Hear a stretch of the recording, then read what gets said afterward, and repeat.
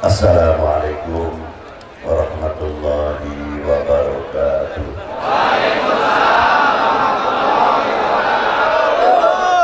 Salam sejahtera untuk kita semuanya. Selamat sore. Alhamdulillahirabbil alamin. Wassalatu wassalamu ala asyrofil anbiya wal mursalin wa ala alihi washabbihi ajmain, amma ba'du.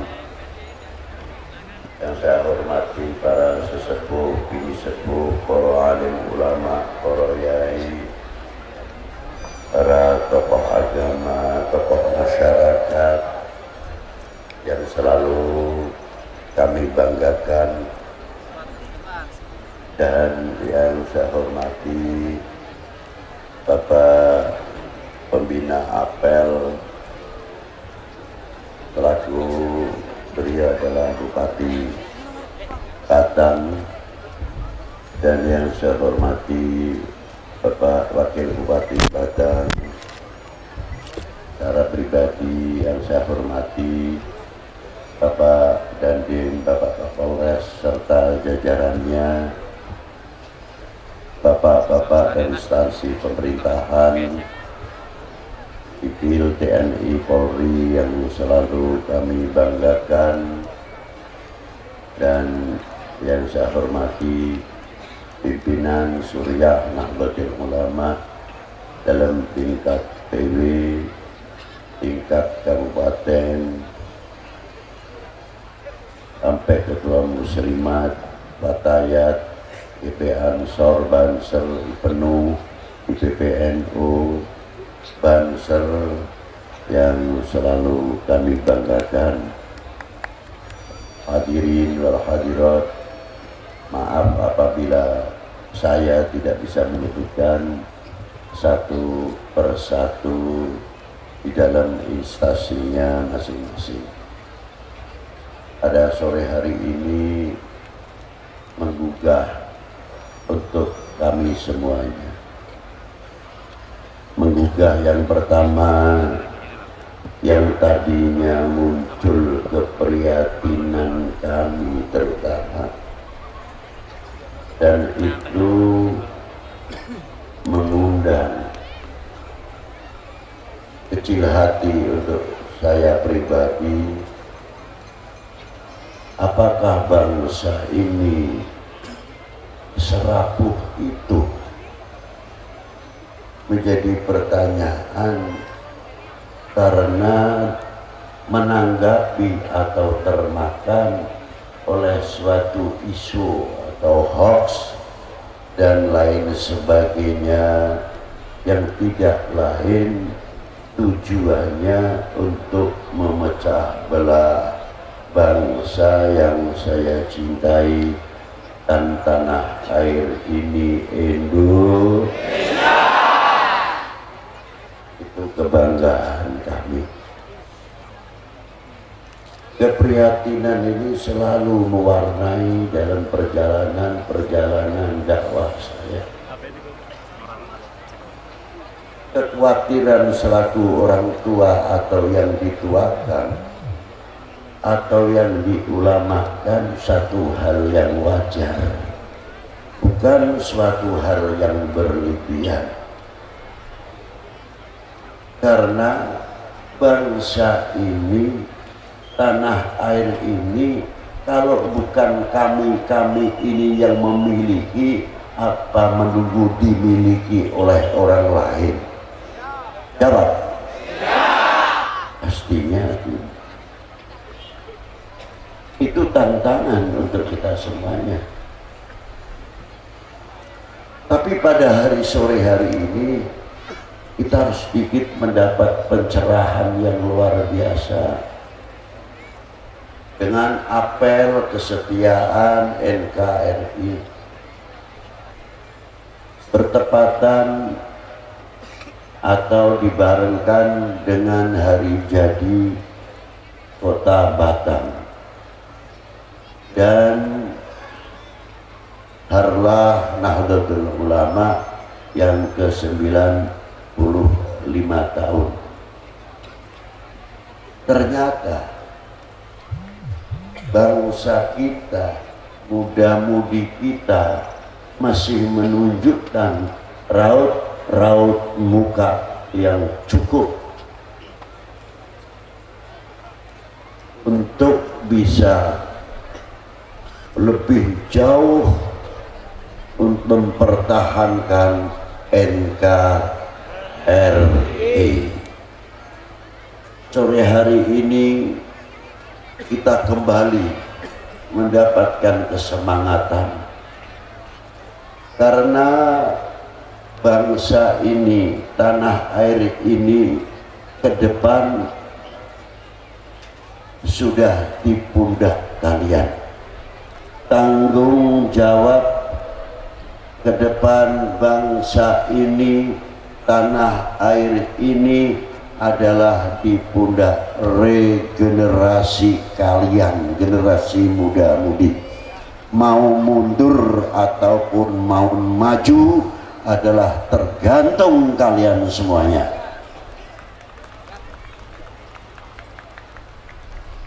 Maka dari itu tadi kita bersama-sama ada ikrar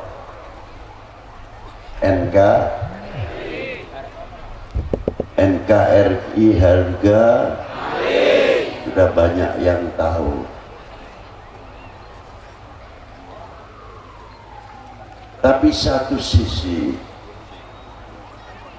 kita didukung oleh lagu kebangsaan. Sebelum kita ikrar NKRI sudah didahului lama pernyataan itu.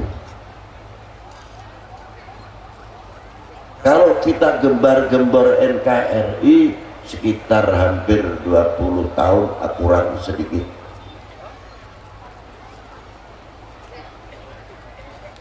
Tapi kita baru tadi bersama-sama dengan tegapnya menyindir Sibek.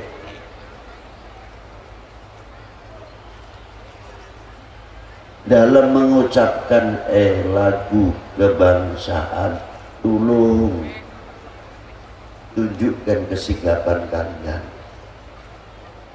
Berdiri tegak, karena di dalam lagu kebangsaan bukan seremonial, bukan sembarang lagu, tapi ikrar bersama-sama di dalam lagu kebangsaan.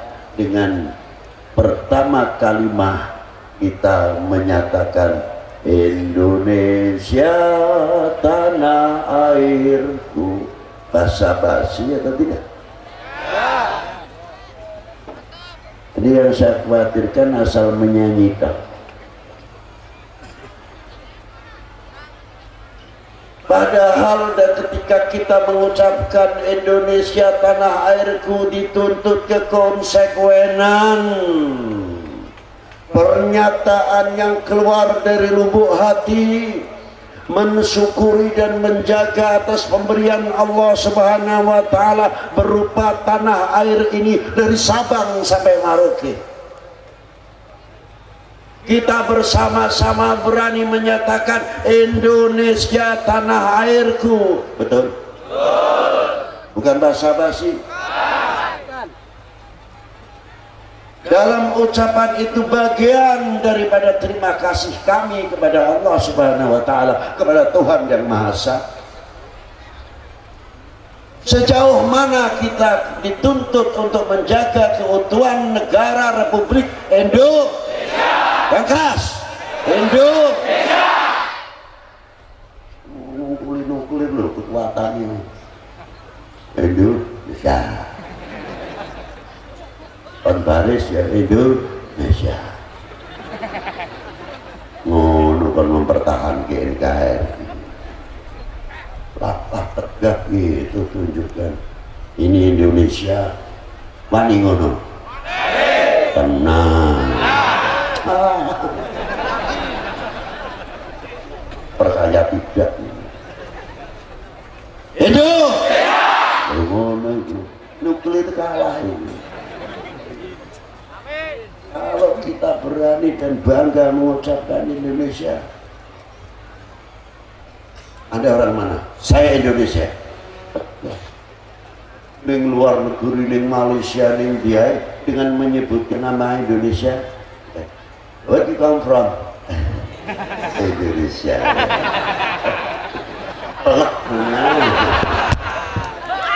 Setuju? Indo. Itu pernyataan memiliki yang luar biasa, mahal loh. Ditengok, dilihat orang Indonesia. Wih, itu kebangsaannya dengan bangga. Jangan main-main karo Indonesia. Isi kato ayang-ayangnya bewe seremuk apa maneh katon wonge sampai.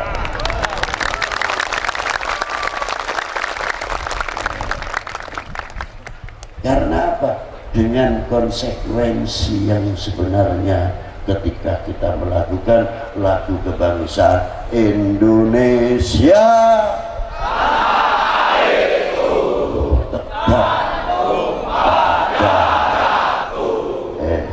luar biasa. Tenang ya. Tanah tumpah darahku, kullu mauludin wa yuladu alal fitrah. Itu kan Nabi Nabi. Itu satu.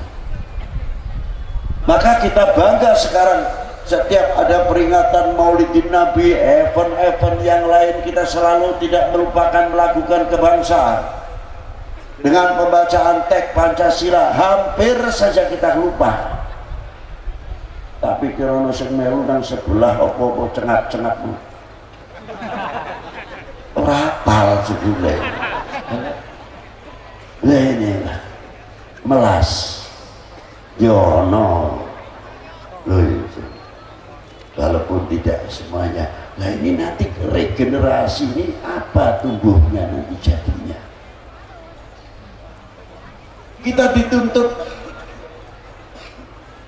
Apakah kita akan menjadi bangsa yang mengecewakan para ulama dan para leluhur kami, pendiri bangsa ini? Jawab. Mungkin kalau kita melihat, saya yakin kok orang ahli kubur itu dikira mati, tidak, pindah dari kota ke kota. Singkat saja lah, waktunya mungkin ada yang belum sholat asar dan sebagainya. Singkat aja, sampean sampun kulone pegel. Para beliau-beliau itu kalau dalam kuburnya, seandainya beliau bisa berbicara langsung kepada kita yang ikut andil besar dalam memerdekakan bangsa ini dan menyatukan dari pulau ke pulau sehingga pulau menjadi kepulauan maritim ini menjadi negara Republik Indonesia. Jasa siapa? Jasa para beliau-beliau yang telah mendahului kami.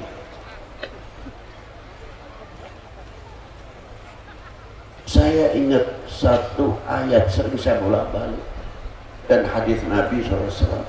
Kadar bobot iman seseorang adalah tergantung kecintaannya kepada aku. Ini yang jelas nilai keimanan saja begitu jauhnya.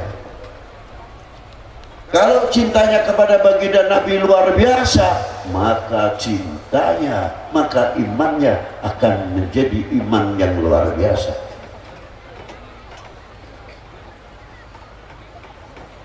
Tapi apabila imannya ini melentur, berarti melenturlah kecintaannya kepada baginda Nabi SAW. Wala yatawafatun nasfil iman ala qadri tafawudihim fi mahabbati. Kadar bobot iman seseorang adalah tergantung kecintaannya kepadaku oleh oknum-oknum manusia yang akan memperkeruh, memecah belah umat beragama pada umumnya, khususnya umat Islam, menafsirkannya berbeda. Oh kalau begitu Kalau mau menghancurkan umat beragama, jauhkan umat ini kepercayaannya kepada nabinya, kepada tokoh agamanya, tokoh ulamanya, baru umat ini baru bisa dipecah belah. Bikin suatu isu, bikin suatu hoax, supaya apa? Melentur kecintaannya kepada para ulamanya, kepada tokoh agamanya. Kalau sudah begitu, baru bangsa ini bisa dihancurkan. Yang kedua, kecintaannya kepada tanah airnya. Kadar bobot seseorang cinta bangsa tergantung kecintaannya kepada tanah airnya. Kalau cinta tanah airnya luar biasa, cinta kepada bangsanya luar biasa yang tidak bisa diganggu-gugat. Tapi satu sisi, bagaimana cara menghancurkan khususnya Indonesia yang sangat potensi, yang sangat strategis, yang sangat luar biasa. Terkenal bangsa ini mulai dari Gajah Mada, ahli strategi, penguasai Nusantara. Siapa? Mulai zaman Gajah Mada. Berarti apa? Rakyat Indonesia langsung atau tidak sudah tentara. Rakyat Indonesia secara tidak langsung sudah polisi. Bagaimana polisinya, bagaimana tentaranya, kalau rakyatnya saja sudah menjadi tentara Indonesia? Bangga tidak? Bangga? Alhamdulillah. Alhamdulillah. Itu sudah diperhitungkan. Maka jas merah jangan suka melupakan sejarah. Baca itu. Kekuatan ini diperhitungkan. Bicara nih, oh carane kecintaannya kepada tanah airnya gembosi, kecintaannya kepada bangsanya gembosi. Engkau nek wis cintanya kepada bangsanya digembosi, cintanya kepada tanah airnya digembosi dengan cara segala macam dan sebagainya. Tinggal Indonesia dibagi 6 apa dibagi 3 atau dibagi 9. Wahai bangsaku yang kubanggakan, relakah negerimu terpecah belah? Tidak. Buktikan kalau tidak. Buktikan kalau tidak. Sebentar lagi kita menghadapi istilahnya tahun politik.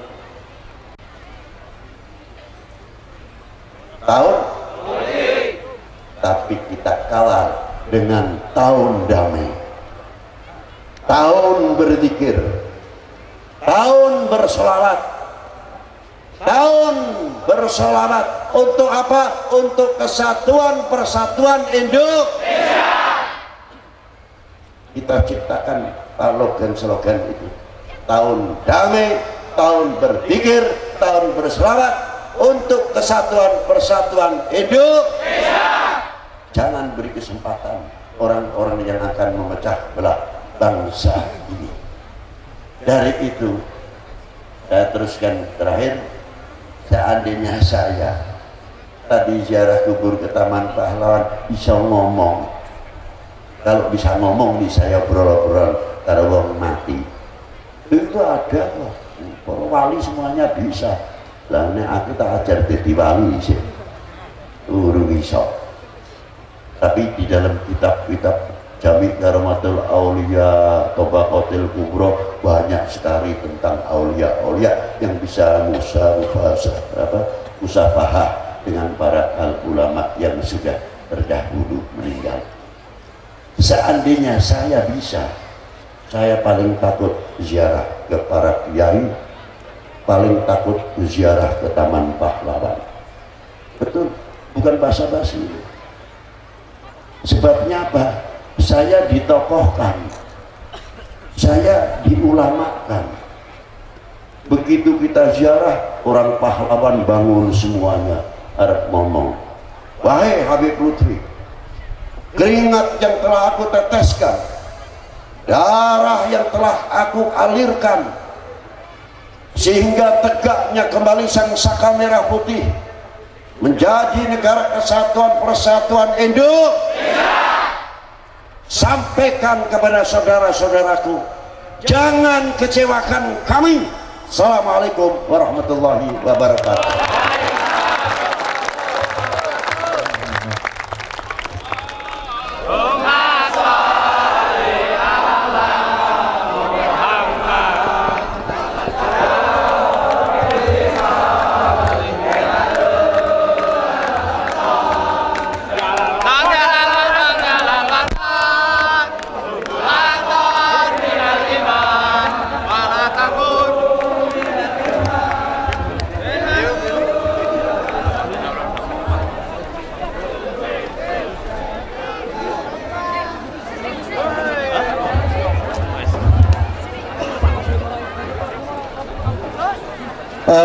Mohon perhatian kepada bapak-bapak tamu undangan dari unsur Tanfidiyah Rohis Surya yang perwakilan dari MPC 5, mohon untuk transit di rumah dinas Bapak Bupati. Yang pasane kene yang nangar kene.